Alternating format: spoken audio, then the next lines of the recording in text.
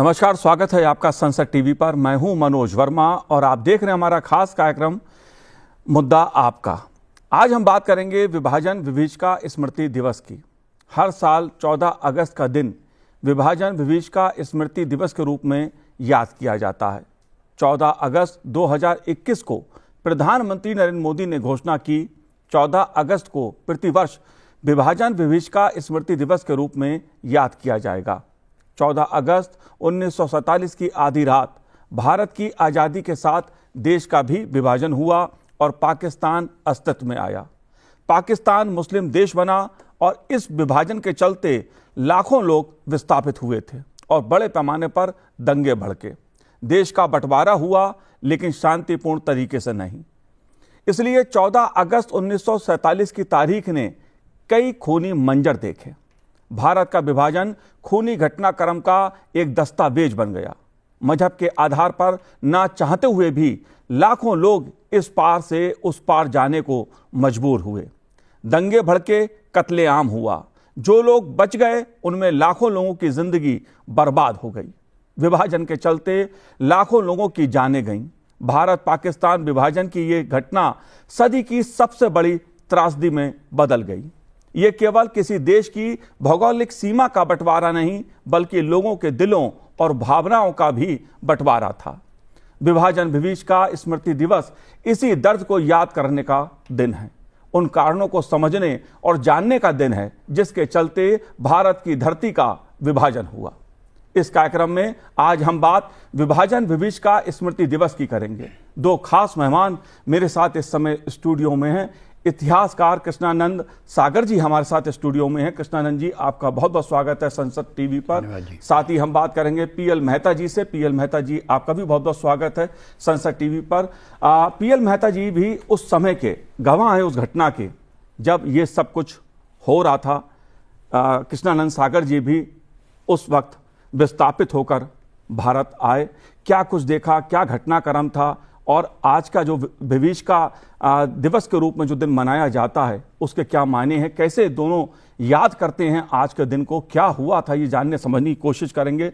कृष्णानंद सागर जी, शुरुआत मैं आपसे करूंगा, क्योंकि आज से कई साल पहले जो कुछ घटा, जो शायद कल्पना भी किसी ने नहीं की होगी कि भारत का इस तरह से विभाजन होगा, देश को आज़ादी इस तरह से मिलेगी, उन खूनी मंजर देखने को मिलेंगे। आप कैसे आज के दिन को, जो 14 अगस्त का दिन है, उसे कैसे याद करते हैं? देखिए, देश का जो बंटवारा हुआ जी, ये तो परिणाम है पिछले कई वर्षों की चल रही घटनाओं का परिणाम था।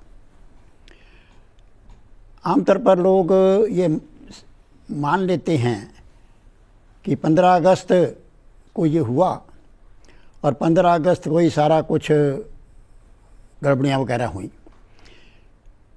वास्तव में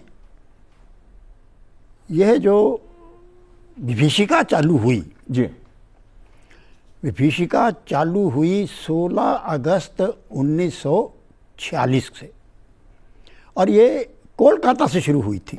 जी, कोलकाता से शुरू हुई, उसके बाद फिर बंगाल में ही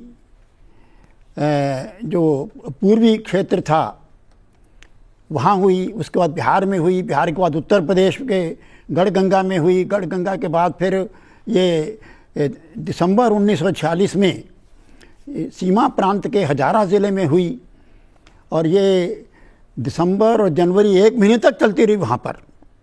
और उसके बाद फिर 5 मार्च 1947 को पूरे पंजाब में एक साथ हिंदुओं पर आक्रमण शुरू हुए। 15 अगस्त से 6 महीने पहले की बात है जी। और ये जो शुरू हुए, फिर ये कभी कम कभी अधिक, कभी कम कभी अधिक, ये मामला चलता ही रहा है। लेकिन ये तो 5 मार्च को जो शुरू हुआ, उसके बाद कुछ लोग स्थानों पर हिंदुओं ने भी प्रतिरोध करने शुरू किए, और वो जब प्रतिरोध करने शुरू हुए उसमें एक घटना लाहौर की है। जी। लाहौर में एक स्थान, एक मुस्लिम बहुत बड़ी बस्ती है, राजगढ़ नाम से थी। तो जब कई जगह ये घटनाएं होती रहीं, लगातार चलती रहीं, तो लाहौर के कुछ लोगों ने सोचा कि भाई ये तो मामला बहुत आगे बढ़ता जा रहा है और इसलिए इसको रोकने का एक ही उपाय है कि इसका कुछ प्रतिकार किया जाए, और प्रतिकार ऐसा हो कि जिससे इनको संदेश मिले कि भाई हिंदू भी कुछ चूड़ियाँ पहनकर नहीं बैठे हैं, वो भी कर सकते हैं प्रतिकार। और इसलिए राजगढ़ जो थी बस्ती, मुस्लिम बहुत बड़ी बस्ती थी, और उस बस्ती पर मई के मध्य के लगभग की शायद बात है, हिंदुओं ने आक्रमण किया।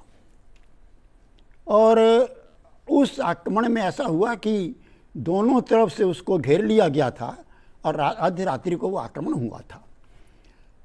उस आक्रमण से का परिणाम ये हुआ कि मुसलमानों को लगा कि ये तो पहली बार ऐसा हो गया, जी, हिंदू भी कुछ कर रहे हैं, तो बहुत सहम गए और इसका परिणाम सारे पंजाब पर हुआ। मई के अंत तक उसके बाद पंजाब में घटनाएं आमतौर पर नहीं हुई, कुछ छुटपुट घटना हुई होगी तो हुई होगी हिंसा की। मई से पहले खूब घटनाएं हो रही थी, लेकिन मई अंत तक मामला काफ़ी शांत हो गया। लेकिन दुर्भाग्य जो हुआ वो चालू हुआ फिर 3 जून से, 3 जून 1947 को। वो दुर्भाग्य हुआ कि हमारे जो नेता थे उस समय के, उन नेताओं ने मुस्लिम ये जो सारे वो चल रहे थे दंगे फसाद हत्याकांड, उन हत्याकांडों से डर कर और मुस्लिम लीग से और ब्रिटिश सरकार से समझौता कर लिया और 2 जून को हस्ताक्षर कर दिए समझौते पर। 3 जून को समझौते की घोषणा हुई, जी, जिसे माउंट बटन योजना भी कहते हैं, 3 जून योजना भी कहते हैं, जी। अब यह जो 3 जून योजना, 3 जून की घोषणा में लोगों को पता लगा कि पाकिस्तान बनाना स्वीकार कर लिया गया है। उससे पहले ये कहा जा रहा है कि हम किसी भी कीमत पर पाकिस्तान स्वीकार नहीं करेंगे। हमारे नेता कह रहे थे हम किसी भी कीमत पर पाकिस्तान स्वीकार नहीं करेंगे, लेकिन 3 जून की घोषणा में स्पष्ट कहा गया कि हम ये 15 अगस्त को भारत को 2 हिस्सों में बांट देंगे। यह घोषणा 3 जून को की गई। अब इससे क्या हुआ कि जो मुसलमान राजगढ़ की घटना से घबरा गए थे, उनको लग रहा था कि भाई हम भी मारे जा सकते हैं, क्योंकि राजगढ़ में कई लोग मारे गए, अग्निकांड पूरा हुआ था, तो उनको लगा यार हम भी मारे जाएंगे। तो वो जो मुस्लिम लीग भी जो पुनर्चिंतन पर आ गई थी कि हम क्या करें कैसा करें, उनको तो पूरा लाइसेंस मिल गया। अब तो तय हो गया कि पाकिस्तान बन जाएगा, पाकिस्तान मतलब मुस्लिम देश बन जाएगा, ये तय हो गया। जब तय हो गया तो सब मुसलमानों में वो जो डर बैठ गया था वो फिर से शेर हो गए, और इसलिए 3 जून के बाद फिर से आक्रमण शुरू हो गए जी, सारे पंजाब में। जी, बिल्कुल। मैं ये बता दूं, कृष्णानंद सागर जी और पीएल मेहता जी उन परिवारों से हैं जो विभाजन के समय वहां से विस्थापित होकर भारत किसी तरह उनके परिवार जान बचाकर भारत आए थे। दोनों बहुत उस समय छोटे थे और जो स्मृतियां हैं वो जाहिर तौर पर बहुत दर्दनाक हैं। वो बताती हैं कि किस तरह मजहब के आधार पर भारत का विभाजन किया गया। पीएल मेहता जी, मैं आपके संस्मरण जानना चाहूंगा कि जब हम विभाजन विभीषिका स्मृति दिवस की बात करते हैं जी, तो आप कैसे याद करते हैं इस दिवस को?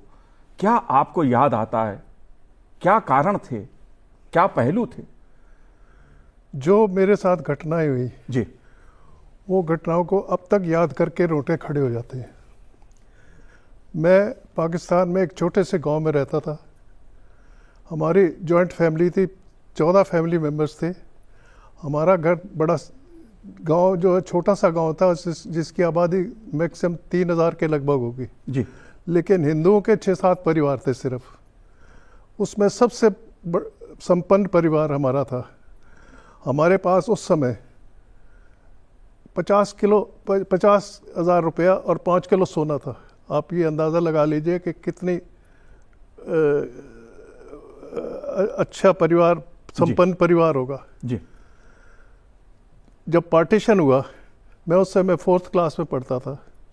उर्दू का स्कूल था, वहीं पर वो छोटा सा गांव ऐसा था जिसमें पोस्ट ऑफिस भी स्कूल में ही था। वो बच्चों के डाक दे दी जाती थी, बच्चे बांटने चले जाते थे जी। जब पार्टीशन हुआ तो मुझे नहीं मालूम था कि पार्टीशन होता क्या है। मैं उस समय 10.5 साल का था, 4th क्लास में पढ़ता था। पार्टीशन होता क्या है मुझे नहीं मालूम था। जब 14 अगस्त को पाकिस्तान हिंदुस्तान बना तो मुस्लिम लीग ने वहाँ पर जुलूस निकाला। मैं जब स्कूल में था, स्कूल के बच्चे गए तो मैं भी साथ में वो लिया। पाकिस्तान जिंदाबाद के नारे उन्होंने लगाए, मैंने भी लगाने शुरू कर दिए। लेकिन घर आने के बाद में 5-7 दिन के बाद में घर में जब पूरी फैमिली बैठी, पिताजी और हमारे चाचा जी, छोटे चाचा जी सारे जब बैठे हुए थे, तो उन्होंने कहा कि पार्टीशन हो गया है, ये हिस्सा पाकिस्तान में आ गया है, हम लोगों को ये गांव छोड़ के जाना पड़ेगा। हमारे पास कुछ समय बाद गांव के लोग आए कि आसपास के गांव में बड़ी फुसफुसाहट हो रही है और आपके ऊपर अटैक हो जाएगा और आपसे सारा पैसा भी लूट ले जाएंगे और आपको मार भी जाएंगे। तो गांव वालों ने ये कहा कि जी हम जब तक हम जिंदा हैं हम आपके ऊपर अटैक नहीं होने देंगे। पिताजी ने कहा ऐसी कंडीशन मैं नहीं लाना चाहता, हम लोग पार्टीशन हो गया, हम चले जाएंगे। लेकिन फिर भी ये डर रहा। वहाँ पर हमारे पिताजी के मित्र थे जो मुसलमानों के गुरु होते हैं, जिनको सैयद बोलते हैं जी। उन्होंने पिताजी को बुलाया, कहने लगे जी आप पूरी फैमिली के साथ मेरे घर आ जाओ, मेरे घर के ऊपर कोई अटैक नहीं करेगा। तो हम लोग वहाँ चले गए, 1 हफ्ता वहाँ रहे। फिर बलोच मिलिट्री आती थी। पिंडाना खान एक डिस्ट्रिक्ट जेलम का तहसील थी, वहाँ पर कैंप बना रहे थे जी। तो वहाँ पर सारे गांव से हिंदुओं को इकट्ठा करके कैंप में इकट्ठा करके भाई यहाँ से ट्रेनों में इंडिया भेज दिया जाएगा। हमारे पिताजी को एक बहुत उनके ख़ास मित्र थे, वो कहने लगे जी बलोच मिलिट्री मैंने सुना है आपसे रास्ते में पैसा छीन लेगी जी। आपका सोना भी छीन लेगी, पैसा भी छीन लेगी। तो पिताजी ने एक बंडल बनाया पैसों का और सोने का, कहने लगे ये आप रख लो, हमें कल कैंप में दे जाना। हम लोग ट्रकों में, पिंडाना खां वहाँ से कोई 25-30 किलोमीटर था जी। वहाँ हम पहुँच गए। पहुँचने के बाद में पिताजी ने अपने रिश्तेदारों से बात करी कि ऐसे ऐसे हम पैसा वहाँ छोड़ आए हैं। तो उन्होंने कहा वो पैसा आपका नहीं आएगा। आपको सुन के ताज्जुब होगा कि अगले दिन सुबह हमारे उठने से पहले ही वो आदमी एक घोड़े के ऊपर खुद आया, एक घोड़े के ऊपर राशन लोड किया वो 1 महीने का, वो सारे पैसे हमें दे गया, 1 महीने का राशन दे गया और ये कह गया कि अगर आप, मुझे पता लगेगा कि अगर आप 1 महीने से ऊपर रहे यहाँ पर तो दोबारा मैं आऊँगा, आपको राशन दे जाऊँगा। हम लोग वहाँ कैंप में रहने के बाद में गाड़ियों का इंतज़ाम किया गया जी। पहली गाड़ी जो थी वहाँ से चली, उसमें उन्होंने ये अनाउंस किया कि सारे सरदारों की गाड़ी जो है ना, सब पहले सरदार इसमें जाएंगे, अगर स्पेस बच जाएगी तो हिंदुओं को भी भेज देंगे। उसमें जगह थी, लेकिन पिताजी ने कहा कि सबसे पहले सरदारों के ऊपर अटैक होता है जी। पाकिस्तान में मैक्सिमम अटैक जो हुए हैं मुसलमानों के ऊपर ज़्यादा हुए हैं, हिंदुओं के ऊपर उससे कम हुए हैं। हिंदू सब, अगर मुसलमान देखता था एक सरदार है और एक हिंदू है तो पहले सरदार को मारता था वो जी। क्योंकि सरदारों से उनको थोड़ा सा डर ये लगता था कि ये हमारे ऊपर जी, हमारे ऊपर जो है ना ये अटैक भी कर सकते हैं तो अगर मिल गए। पीएल मेहता साहब, मैं जानता हूं कि आप लोगों ने जो उस विभीषिका को देखा है, झेला है, तो एक लंबी दर्द की गाथाएं आप लोगों के पास हैं, लेकिन आप मुझे बता रहे थे कि वो ट्रेन का, जब आप ट्रेन से आए जिसमें लोगों को काट कर पाकिस्तान से जो ट्रेन भेजी गई थी उसमें आपका परिवार भी था शायद, ऐसा है, वो घटना क्या? वहां से पहली ट्रेन जो सरदारों की चली, दूसरी ट्रेन में हमको जगह नहीं मिली जी। तीसरी ट्रेन के लिए उनके पास बोगी नहीं थी। मालगाड़ी के ऊपर डब्बे, उसमें 100-125 आदमी बिठा के बिस्तर नीचे रखा हुआ, सामान नीचे रखा हुआ, उसके ऊपर बैठे हुए, इस तरह बिठा के उन्होंने वहाँ से ट्रेन चला दी 23 सितंबर 1947 को। सुबह चली, शाम को एक कामुकी स्टेशन पर आके रुकी। जी जब काफ़ी देर खड़ी रही तो हम लोगों ने पूछा भाई ट्रेन आगे क्यों नहीं जा रही। क्या लगे जी अभी ट्रेन का हमें ऑर्डर नहीं हुए डिस्ट्रिक्ट गुजरांवाला से, वो ऑर्डर होगा तब आपकी ट्रेन जाएगी। सारी रात ट्रेन हमारी वहाँ पर खड़ी रही जी और रात में हमें ये महसूस होता रहा कि ट्रेन के साइडों में जो मारने वाले हैं तरछे हथियार लेके आगे ट्रेन को देखते हुए आगे जा रहे हैं, वो आउटर सिग्नल पर जाके बैठ गए रात को। सुबह गुजरांवाला डिस्ट्रिक्ट से पुलिस आई, उन्होंने ये कहा कि आपके पास जो भी हथियार है जी आप दे दो, तभी आप भारत जा सकते हैं। जी सब ने हथियार दे दिए। हथियार देने के बाद में पुलिस ने कहा जी आगे हमारे इससे आगे जो है ना मॉब है उनको हम हटाने जा रहे हैं। जी उन्होंने हटाना क्या था, उनको बुला लाए, अब आप इनके ऊपर अटैक कर सकते हैं। हमारे साथ बलोच मिलिट्री थी, बलोच मिलिट्री ने कोई हेल्प नहीं करी उन हमें सेव करने की। और उस ट्रेन में लोगों का कत्लेआम कर दिया गया। हाँ, जब ट्रेन में सबसे पहले उन्होंने यंग लड़कियां निकाली, जवान लड़कियों को निकाला, उसके बाद में उन्होंने लूट रहा कि जो कुछ है आप दे दो, हम आपको कुछ नहीं कहेंगे। सारा पैसा जब लूटने के बाद में जब वो उनको ये उम्मीद हो गई कि अब किसी के पास कुछ नहीं है, तो उन्होंने ऐसे काटा जैसे ट्रेन में गन्ने की बोगी में गन्ने को काटते हैं, ऐसे तलवारें थी, बर्छें थे, लाठियाँ थी। मेरे 14 फैमिली मेम्बर्स थे उसमें। जी एक हमारी ट्रेन में लगभग 3000 के लगभग आदमी थे, जिसमें उन्होंने 12 बजे से लेके 4 बजे तक ऐसी मार काट करी कि वो जब थक गए तो वो थोड़ी दूर चले गए। उन्होंने मिलिट्री से कहा कि ये हम जो बचे हुए हैं इनको प्लेटफॉर्म पर ले आओ, जी इनको हम प्लेटफॉर्म पर मार देंगे। जब प्लेटफॉर्म पर हम लोग गए तो हम बिल्कुल साइड में ट्रैक के साइड में रेलवे लाइन थी। जी बिल्कुल पीएल मेहता जी, मैं जानता हूं जो उस ट्रेन का जो वाकया है कि जिसमें लोगों को काट के उन ट्रेनों को भारत भेजा गया। जाहिर तौर पर विभाजन विभीषिका जब स्मृति दिवस की हम बात करते हैं तो ये घटनाएं रोंगटे खड़े कर देती हैं कि मजहब के नाम पर कैसे भारत का विभाजन करा गया। लेकिन सवाल उठता है कि इस विभाजन के लिए जिम्मेदार था कौन, किसने ये विभाजन और इस तरह की हिंसा, क्योंकि अहिंसा पर जो देश आज़ादी की तरफ बढ़ रहा था उसमें हिंसा ऐसे कैसे हो गई कि भाई भाई का दुश्मन हो गया, मजहब के नाम पर इस तरह कत्लेआम।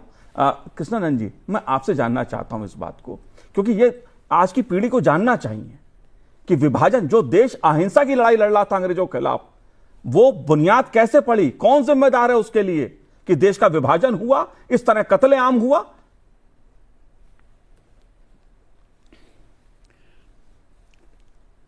देखिए, जैसा मैंने पहले बताया कि वास्तव में विभाजन में 3 पार्टीज थी। जी एक थी ब्रिटिश सरकार, जी एक थी मुस्लिम लीग जी और एक थी कांग्रेस। जी कांग्रेस हिंदुओं की प्रतिनिधि संस्था थी, लेकिन दुर्भाग्य से कांग्रेस ऐसा नहीं मानती थी। कांग्रेस में मुसलमान तो केवल इन्हें गिने थे जी, लेकिन वो दावा यह करते थे कि हम हिंदू और मुसलमान दोनों की प्रतिनिधि संस्था हैं। मुस्लिम लीग मुसलमानों की प्रतिनिधि संस्था थी और वो ये दावा भी करती थी और ये वास्तविकता भी थी। तो इन तीनों में समझौता हुआ और वो जो समझौता हुआ वो 3 जून वाला जो मामला हुआ। अब ये जो समझौते में से पहले कांग्रेस के नेता जो थे, यानी हिंदू नेता जो थे, वो बड़े दावे कर रहे थे कि हम किसी भी रूप में विभाजन नहीं होने देंगे। लेकिन ये जो रक्त की नदियाँ 16 अगस्त से चालू हुई और कलकत्ता से चलती चलती और सीमा प्रांत तक पहुँच गईं, इससे ये लोग घबरा गए और फरवरी मार्च में ही इनकी मनोभूमिका बन गई थी कि हम विभाजन स्वीकार कर लें। 5 मार्च की जो मैंने बात कही है जी। सारे पंजाब में हुआ, अमृतसर में भी हुआ, और आधा अमृतसर जल गया था। मैं जब कसूर से अमृतसर आया, मैंने आधा अमृतसर जला हुआ देखा। जी।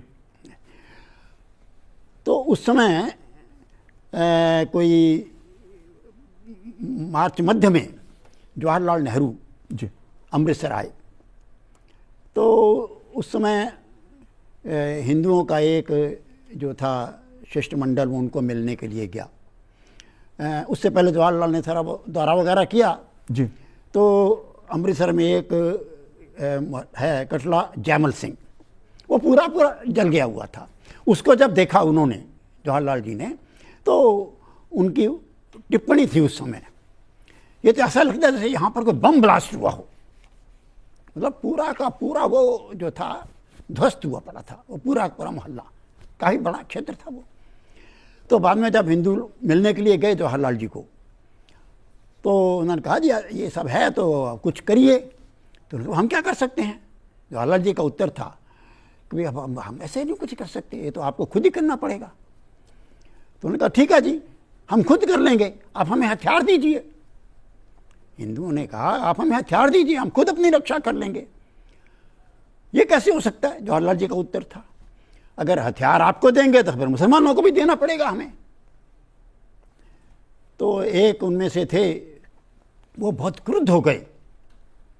क्रुद्ध होकर बोले तो ठीक है, अगर आपको और कुछ नहीं मिलता तो हमें जहर ही दे दीजिए, हम उनसे मरने की वजह खुद मर जाए, आत्महत्या कर लें। अब शायद जवाहरलाल जी ये सुनने के लिए तैयार नहीं थे, अकस्मात की बात है। तो वो एकदम सहम गए और थोड़ी देर के बाद बोले, कह रहे भाई देखो ऐसा है, चिंता मत करो, हमने इसका इलाज सोच लिया है। ये मार्च मध्य में जवाहरलाल कह रहे हैं जी। हमने इसका इलाज सोच लिया है। कि जी क्या इलाज? कि हम पाकिस्तान स्वीकार कर लेंगे। ये अमृतसर में मार्च मध्य में जवाहरलाल नेहरू ने कहा है उस हिंदू शिष्टमंडल के सामने। तो इनकी मानसिकता ये बन गई थी, जो आक्रमण हो रहे थे हिंदुओं पर, उन आक्रमणों को रोकने की बजाय, उन आक्रमणों के होते हुए कुछ वीरता के शब्द प्रयोग करने की बजाय, कुछ प्रतिक्रिया करने की बजाय कायरता इनके मनों में समा गई थी। और इसलिए फिर अंत में उन्होंने पाकिस्तान स्वीकार कर लिया, जो 3 जून की बात हुई। अब प्रश्न ये होता है कि जैसा मैंने बताया कि राजगढ़ वाली बात जो थी, जब हिंसा हो रही है, जगह जगह हत्याकांड हो रहे हैं और हत्याकांड एक पक्षीय हो रहे हैं, तो उसका इलाज क्या है? तो लोहे को लोहे से काटा जाता है। वो बात जो उस समय के नेता थे, यानी कांग्रेस वाले नेता थे उस समय, उन नेताओं के दिमाग में आई नहीं रही थी, क्योंकि पिछले 25-26 वर्षों से जो अहिंसा अहिंसा अहिंसा जी के पाठ उन्होंने पढ़ रखे थे, वो उनकी नसों में समा गए थे। और इसलिए किसी भी प्रकार का पराक्रम करने की बात ही उनके हृदय में आती ही नहीं थी, ना दिल में ना दिमाग में। सिवाय भयभीत होने के और कुछ भी उनके पास इलाज नहीं था, और इसलिए डर कर उन्होंने पाकिस्तान स्वीकार किया। और इस डर के कारण मुस्लिम लीग के जो लोग थे वो सब और अधिक शेर बन गए। जो विभाजन हो गया, मैं उस समय कसूर में था। ये कसूर लाहौर ज़िले की तहसील है और ये फिरोजपुर के तरह नज़दीक पड़ता है। कसूर रेलवे स्टेशन पर 18 अगस्त 1947 जी को जो लाहौर से ट्रेन आई, उस शाम को कोई 4:30 बजे के लगभग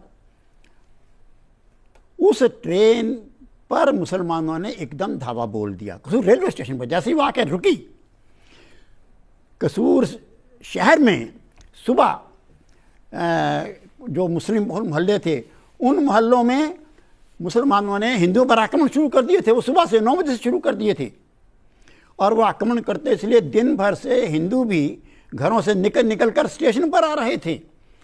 सारा दिन स्टेशन पर आते इसलिए प्लेटफॉर्म भर गया था। दोपहर को मैं वहाँ से, हमारा परिवार वहाँ से गुजरा है प्लेटफार्म से, और हमने वो सब देखा है दृश्य उस प्लेटफार्म का। तो लेकिन ट्रेन आई शाम को 4:30 बजे, और जैसे ही ट्रेन आई तो पहले से योजना उनकी थी। तो सशस्त्र मुसलमान शहर की तरफ से आकर स्टेशन पर छा गए और एकदम ट्रेन के रुकते ही डिब्बों में चढ़ गए। कुछ ने प्लेटफार्म पर कत्लेआम शुरू कर दिया, कुछ ने डिब्बों में जाके कत्लेआम शुरू कर दिया और ट्रेन काट दी गई। मैं उसका प्रत्यक्षदर्शी हूँ। यह कसूर रेलवे स्टेशन की बात है। ये स्थितियाँ अनेक स्थानों पर हुई हैं। कसूर से अगर लाहौर जाएं तो कसूर के बाद एक स्टेशन पहले आता और उसके बाद अगला स्टेशन जो है जी, वो उस स्टेशन पर 3-4 गाड़ियां कटी हैं ये कसूर कांड के बाद, जो लाहौर की तरफ से आ रही थी या इधर मुल्तान साई रायगंज से आ रही थी। 3-4 गाड़ियां कटी हैं। तो ऐसी अनेकों गाड़ियां कटी हैं जी। लगभग मैंने जो विभिन्न लोगों से अध्ययन किया, लोगों से 52 ट्रेन्स की लिस्ट तो मैंने बनाई है जो जिन पर मुसलमानों ने हमला किया और जो ट्रेन्स काटी गई हैं मुसलमानों के द्वारा हिंदुओं की। जाहिर सी बात है, भारत विभाजन के नाम पर, धर्म और मजहब के नाम पर यह कत्ले आम हुआ। इसलिए विभाजन विभीषिका स्मृति दिवस हमें कई चीज़ों को याद करने का मौका देती है, उन घटनाओं को जानने समझने का मौका देती है। सबक क्या है इस घटना का? क्या सबक लिया हमने? सबक कुछ नहीं लिया जी हमने। अब जो हालात हैं उससे कोई सबक नहीं मिल रहा। जितनी आबादी माइनॉरिटीज़ की बढ़ रही है उस हिसाब से हम कोई सबक नहीं ले सकते जी। और मैं थोड़ा सा और इसमें ऐड करना चाहता हूँ कि पार्टीशन के समय जब हम ट्रेन में अटैक हुआ तो मुझे चाचा ने अपनी छाती के नीचे छुपा लिया, उनको तलवार से मारा गया। उसका तलवार का अगला पोर्शन मेरी भी गर्दन पर लगा हुआ है, अभी भी निशान है। उनका सारा खून मेरे ऊपर गिरता रहा। वो कमीज़ उतार के मुझे जब प्लेटफॉर्म पे पहुंचा तो मुझे फेंकनी पड़ी। 24 घंटे में बगैर कमीज़ के रहा हॉस्पिटल। जब गए हॉस्पिटल 400-500 आदमियों को हिंदू मिलिट्री ने शिफ्ट किया गुजरांवाला में।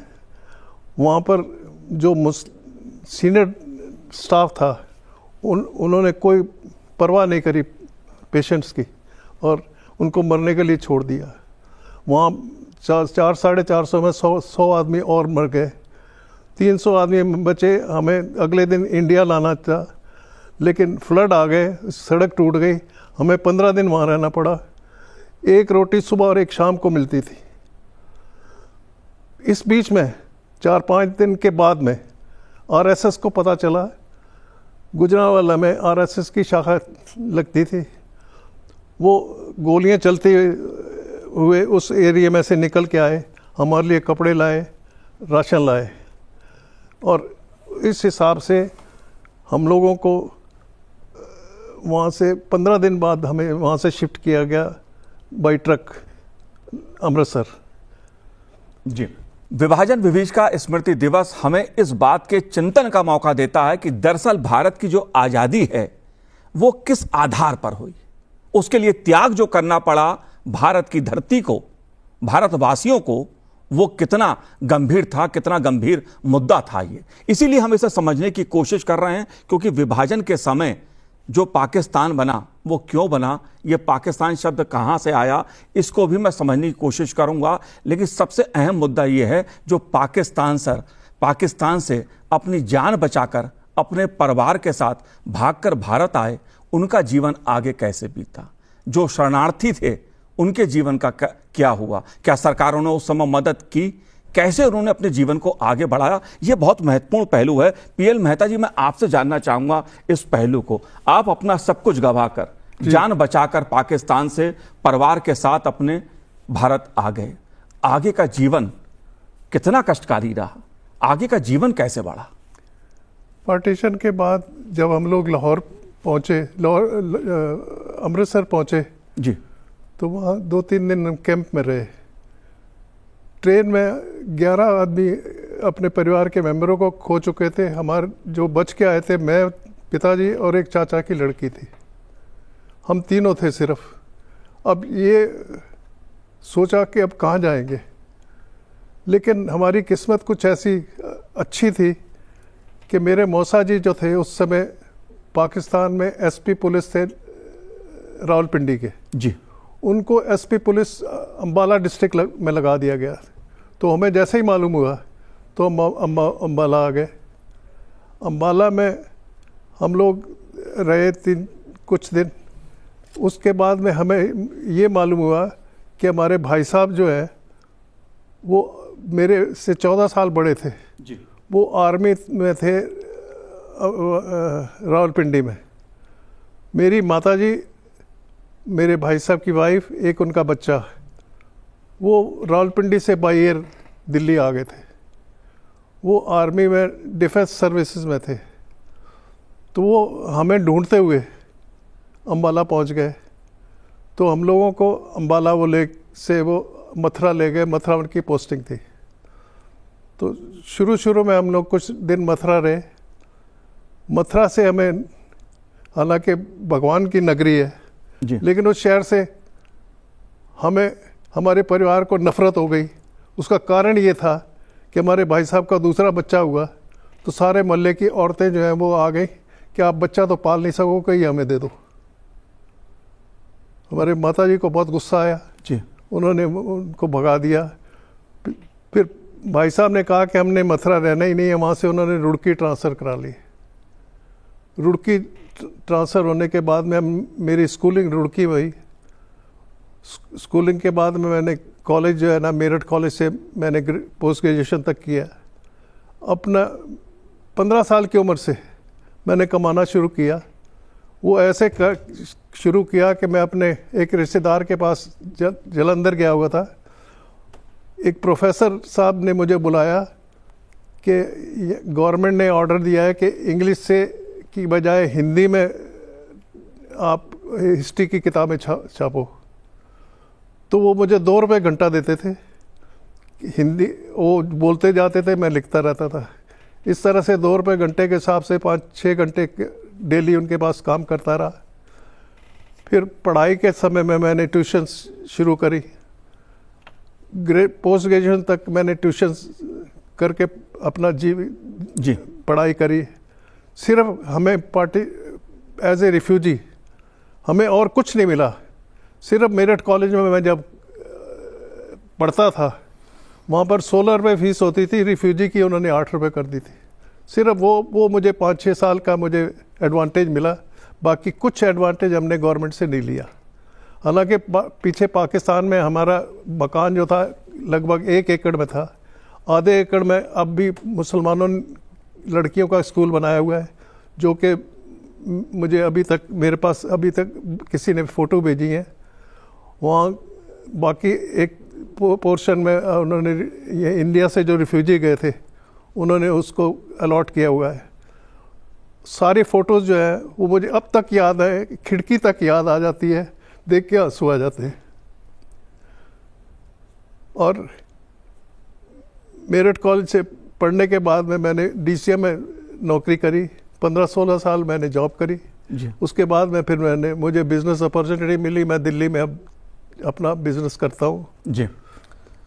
जाहिर तौर पर आपकी शरणार्थी से जो पुरुषार्थी की यात्रा है वो अपने में एक प्रेरणा देने वाली है कि पाकिस्तान में सब कुछ होते हुए मजहब के नाम पर भारत का जो विभाजन हुआ उसमें अपना सब कुछ खोकर, सब कुछ गंवाकर, जान बचाकर आप भारत आए और आपने अपने जीवन को आगे बढ़ाया। जाहिर सी बात है, भारत की मिट्टी थी पाकिस्तान, उसकी याद आएगी जहां आपका बचपन बीता, जहां आपने उस घर को आपके माता पिता ने बनाया, उसे छोड़ना पड़ा, वो दर्द है। और इसीलिए विभाजन विभीषिका पर हम उस दर्द को याद करते हैं, उससे प्रेरणा लेते हैं, सबक लेते हैं ताकि भविष्य में ऐसा नहीं हो। लेकिन एक सवाल जो मेरे मन में भी है, बहुत लोगों के मन में भी होगा कृष्णानंद जी, कि हम बात पाकिस्तान की सुनते हैं।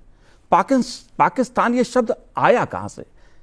बात तो होती थी मुस्लिम होमलैंड की बात होती थी, क्या इसका इतिहास है?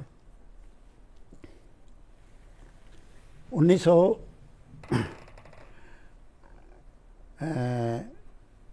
30-31 में जी जो राउंड टेबल कॉन्फ्रेंस हुई लंदन में, जी उसमें वहीं का एक छात्र था रहमत अली, उसने एक पैम्फलेट छपाकर बांटा था वहाँ सबको, और उसमें सबसे पहले शब्द आया पाकिस्तान। जो भारत में मुस्लिम बहुल क्षेत्र हैं, जी उसने बाकायदा मानचित्र बनाया था। मानचित्र में देखकर ये मुस्लिम बहुल क्षेत्र हैं और ये सब मिलकर पाकिस्तान बनना चाहिए। तो पाकिस्तान में से PAKISTAN जी ये था, तो हर अक्षर का एक क्षेत्र था, तो उससे उन्होंने वो किया है। तो अब जैसे P पख्तूनिस्तान, पख्तूनख्वा, जी ऐसे ही A से N से TAN से ये एक एक शब्द वो था। तो ये इसमें हैदराबाद का क्षेत्र भी आ गया, इसमें केरल भी आ गया था, बंगाल आ गया वगैरह, ये सब उसने, मैं संक्षेप में बता रहा हूँ कि ये इन अक्षरों से उसने वो सब बनाया था। तो सबसे पहले शब्द, लेकिन उस समय तो कोई ज़्यादा ध्यान किसी ने दिया नहीं। 1930 में जब ये मुस्लिम लीग का अधिवेशन हुआ लाहौर में, जी तो उसकी अध्यक्षता की थी ये जो कवि थे, क्या नाम उसका, इकबाल। उसने सबसे पहले मुसलमानों के लिए अलग कुछ होना चाहिए, ये सबसे पहले उस इकबाल ने मांग किया। इसके बाद 1940 में जो मुस्लिम लीग का अधिवेशन हुआ, शायद 23 मार्च को था वो अधिवेशन, जी उस अधिवेशन में जो प्रस्ताव पारित किया गया मुस्लिम लीग के द्वारा अधिकृत रूप से, उस प्रस्ताव में ये कहा गया कि मुसलमान जो हैं इनका हिंदुओं से कुछ भी समान नहीं है। जी ये बड़े स्पष्ट रूप से उसके अंदर कहा गया। ना रहन सहन, ना खान पान, ना इतिहास, ना आइडियल्स, ना आइडियोलॉजी, कुछ भी समान नहीं है, और इसलिए हमें अलग से मुस्लिम होमलैंड चाहिए। हम हिंदुओं के अंडर नहीं रह सकते। यह 23 मार्च 1940 का प्रस्ताव है मुस्लिम लीग का। तो उसमें शब्द प्रयोग मुस्लिम होमलैंड है। इसके बाद इसके कोई लगभग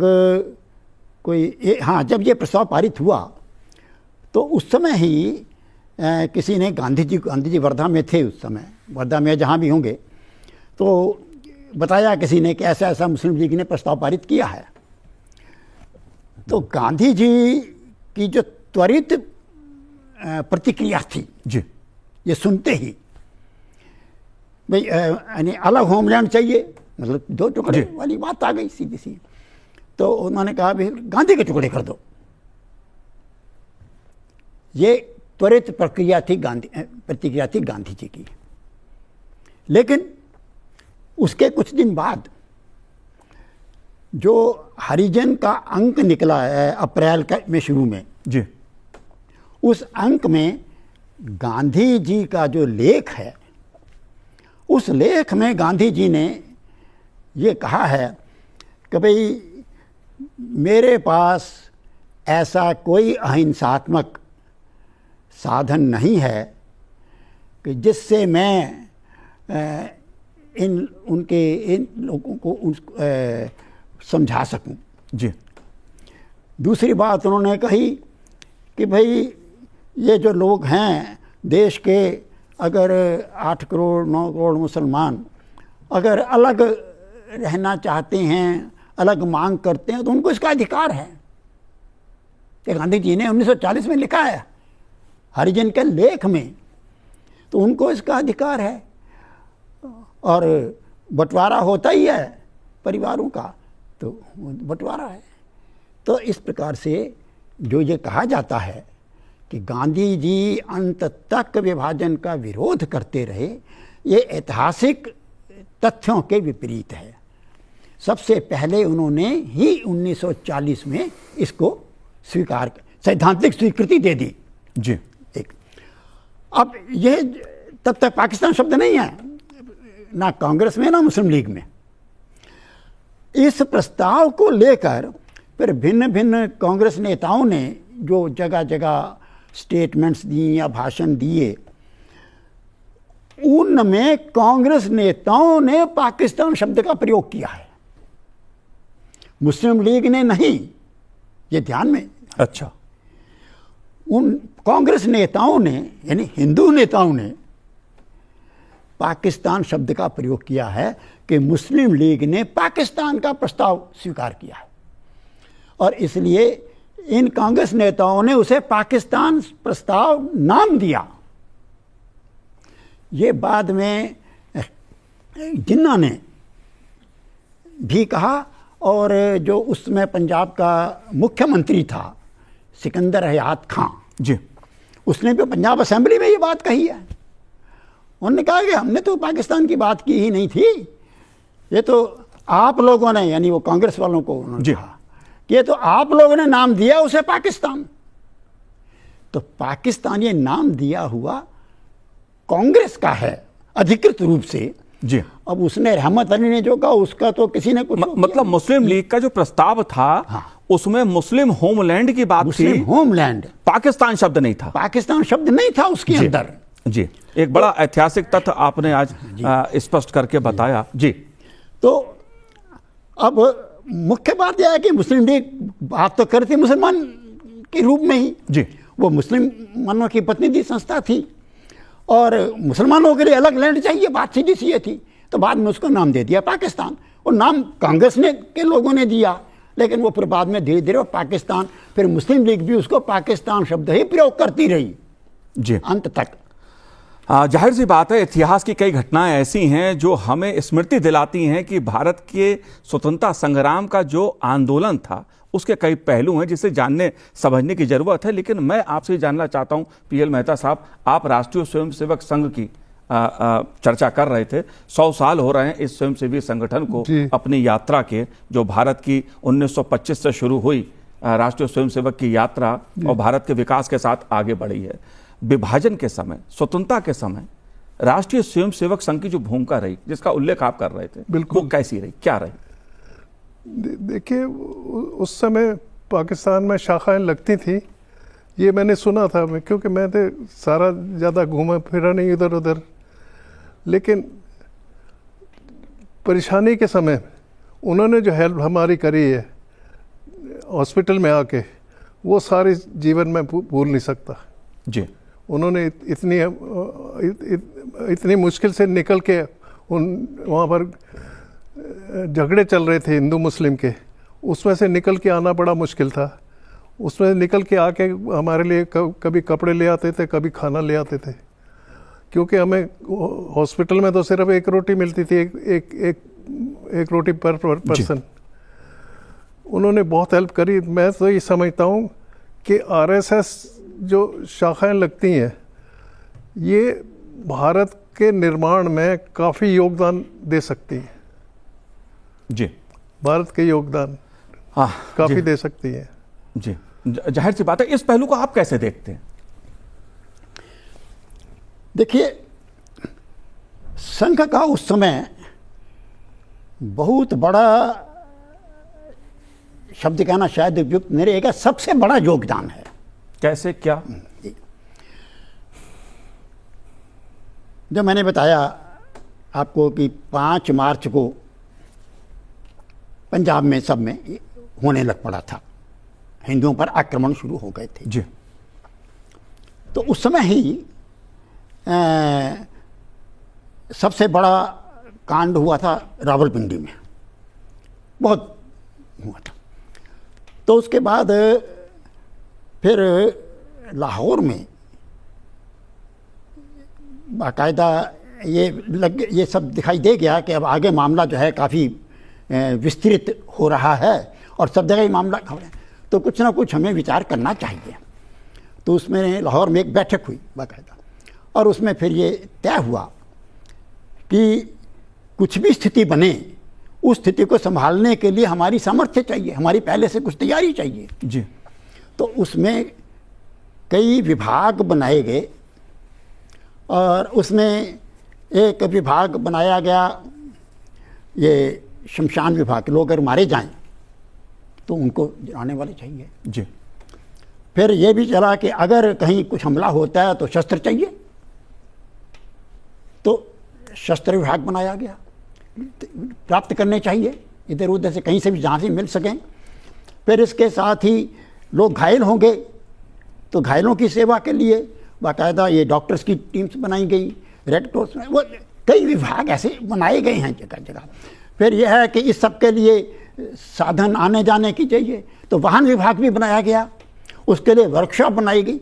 ये सब उस समय लाहौर में ही, ये मार्च अप्रैल में ही काम शुरू किया गया जी। मुस्लिम लीग जो थी, ये जो द्वितीय विश्व युद्ध जैसे समाप्त हुआ, तो जब समाप्त हुआ तो उसके बाद ये जो अमेरिकन सेनाएं इधर काफ़ी थी, पंजाब साइड में आई हुई थी, वो जब वापस गई तो वो अपने सारे वाहन हथियार वगैरह यहीं छोड़ गए, और वो सारे के सारे ही जो थे वो हम तब उन्होंने नीलाम कर दिए थे। तो मुस्लिम लीग ने वो बहुत सारे खरीद लिए थे हथियार। तो अब ये पता लगा, तो अब उस नीलामी में फिर कुछ संघ के संदिग्ध पहुंचे, उन्होंने भी ले लिए। तो बहुत सारी जीपें, बहुत सारे ऐसे अन्य चीज़ें, ये उन जो अमेरिकन, उन्होंने जो यानी ब्रिटिश सरकार ने वो की नीलामी, तो संघ के संस्थकों ने भी वो ऐसे खरीदे, लेकिन बहुत ज़्यादा नहीं खरीद पाए, लेकिन खरीदे वो भी जी। तो ये था कि हमें अगर तैयारी करनी है, क्योंकि ये मामला लगातार 16 अगस्त को शुरू हुआ और अब तक आते आते तो सारे पंजाब में फैल गया जी। और ये आगे और फैलेगा जी। और जो नेता लोग थे वो फिर भी अहिंसा अहिंसा का ही पाठ पढ़ा रहे थे। तो हमें हिंदू समाज को तैयार करना चाहिए, ये सीधी सी बात संघ के सामने थी, और वो जगह जगह लोगों को तैयार किया गया। और इतना ही नहीं, तो लोगों को भी प्रेरित किया गया कि आप अपने स्थान पर आत्मरक्षा की तैयारी करो। और कुछ लोगों ने की, कुछ लोगों ने नहीं की, क्योंकि जो लोग कांग्रेस के उसमें रहे उनको लगा कि अरे क्या ये बेकार, ये संघ वाले तो हमें मरवा देंगे।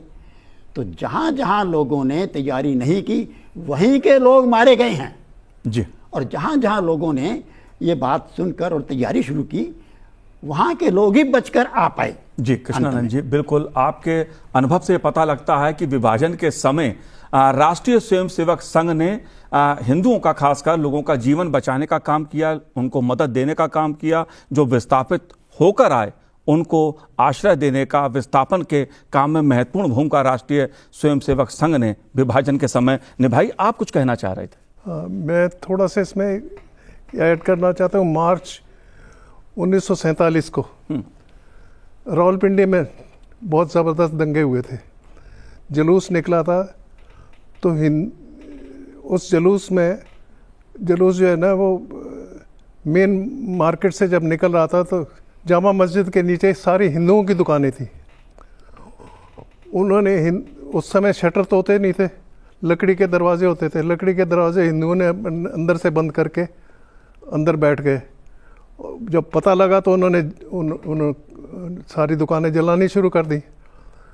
मैं जिस कम्युनिटी से आता हूँ, मुयाल ब्राह्मण जी कम्युनिटी से, हमारे मैक्सिमम जनरल आर्मी में मुयालों ने प्रोड्यूस किए हैं जी। अभी भी जो रिटायर्ड हैं उसमें बहुत सारे हैं। मेरे मौसा जी उस समय डीएसपी रावलपिंडी थे जी। वो लाठी लेके पुलिस के सिपाहियों को लेके वहाँ पहुँच गए। हालांकि उनकी ड्यूटी सिटी में नहीं थी, वो देहात के एसपी थे जी। उन्होंने लाठियों से सारे दुकानों को तोड़ा। एक मुसलमान ऊपर बैठा हुआ था, उनको छरों से मारता रहा, जो गन होती है उससे मारते रहे जी। उनको सबको हिंदुओं को निकाल लाए जी।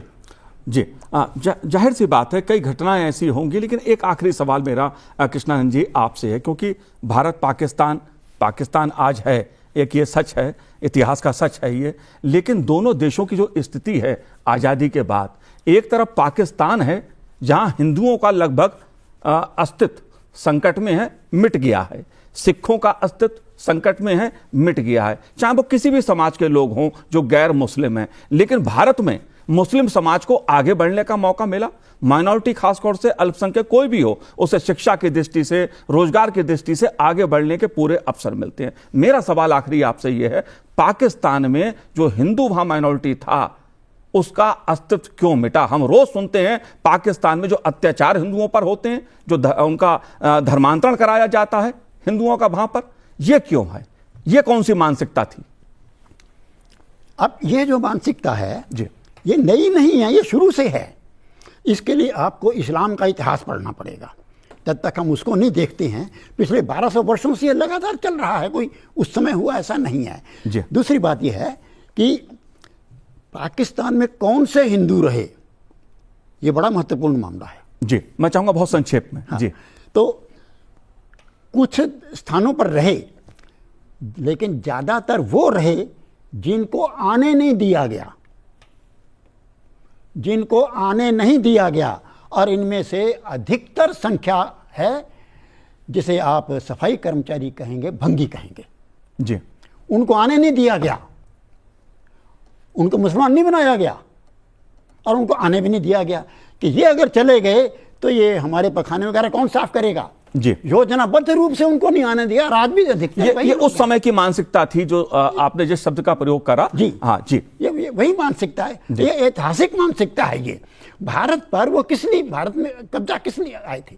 वो कब्जा करने, गजवाए हिंद बनाने के लिए आए थे, और वो अभी भी उनका चल रहा है। आज भी देश के अंदर आपको जगह जगह जो यही चीजें मिल रही हैं, यही चीज उस समय की थी। मैं इसमें एक चीज और जोड़ दूं, आपने वो संघ की बात की, तो ये जो मार्च के वाला जो घटनाक्रम जो हुआ, वो इसमें जो सीमा प्रांत है उसमें भी काफ़ी हुआ था। सीमा प्रांत में हिंदू केवल 10% थे, और इसलिए वो बड़े संकट में आ गए थे, और बाकी सारे मुसलमान ही थे।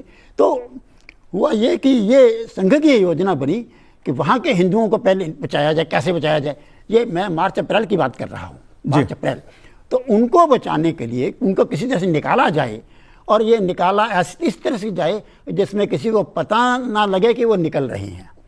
और इसके लिए अन्य स्थानों के, यानी पंजाब से सैकड़ों स्वयंसेवकों को सीमा प्रांत भेजा गया था। वो वहाँ जाकर उनको निकाल कर लाए थे, और ये अप्रैल मई में निकाल कर लाए हैं। पाकिस्तान तो बहुत बाद में बना है। जी, जाहिर सी बात है, जो विभाजन विभीषिका स्मृति दिवस है वो हमें कई ऐसी दर्द भरी दास्तान जानने की प्रेरणा देता है, एक अवसर देता है, जिसके चलते स्वतंत्रता से पहले, स्वतंत्रता के आसपास भारत के विभाजन को लेकर जिस तरह का दौर चला वो जाहिर तौर पर एक दुखद था, एक दर्दनाक था। इसलिए विभाजन विभीषिका स्मृति दिवस हर साल 14 अगस्त को मनाया जाता है। कृष्णानंद जी, आपने हमसे बात की, बहुत बहुत धन्यवाद हमसे बात करने के लिए। पीएल मेहता जी, आपका भी बहुत बहुत धन्यवाद सनसेट टीवी से बात करने के लिए। तो आज इस कार्यक्रम में इतना ही, मुझे दीजिए आज्ञा, नमस्कार।